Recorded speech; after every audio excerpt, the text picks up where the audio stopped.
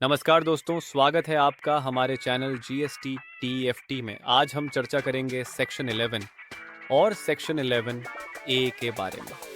GST में जो भी एग्जेम्पशन दी जाती है वो इन्हीं सेक्शंस के अंतर्गत दी जाती है, यानी यही सेक्शन सरकार को छूट देने का अधिकार प्रदान करते हैं। तो आइए बिना देरी किए शुरू करते हैं।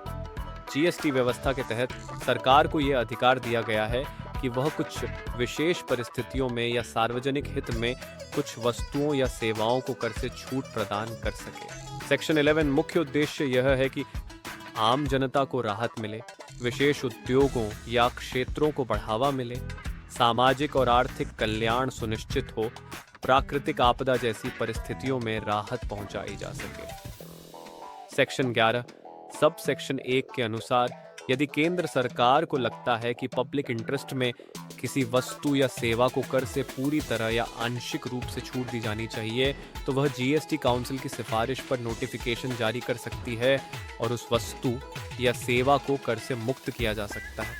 इस सब सेक्शन का उद्देश्य यह है कि जनहित में ऐसी वस्तुओं या सेवाओं को छूट दी जा सके जो जीवन की आवश्यक वस्तुएं हों या सामाजिक दृष्टि से महत्वपूर्ण हो। उदाहरण, नोटिफिकेशन नंबर 2000 के तहत कई आवश्यक वस्तुएं जैसे दूध, दालें, फल सब्जियां, नमक, मानव खपत हेतु पानी आदि को एनआईएल रेट किया गया है। सेक्शन 11 सब सेक्शन 2 के अनुसार यदि सरकार को लगता है कि कोई विशेष व्यक्ति या वर्ग या कोई सामान या सेवा का प्रकार या कोई स्थल पर विशेष छूट दी जानी चाहिए, तो सरकार विशेष शर्तों के साथ स्पेशल ऑर्डर के माध्यम से जीएसटी काउंसिल की सिफारिश पर छूट दे सकती है। उदाहरण, केरल बाढ़ के दौरान कुछ राहत वस्तुओं को छूट दी गई थी केवल उस राज्य के लिए। भारत इंटरनेशनल ट्रेड फेयर आईआईटीएफ जैसे आयोजनों में भाग लेने वाले विदेशी प्रतिनिधियों को दी गई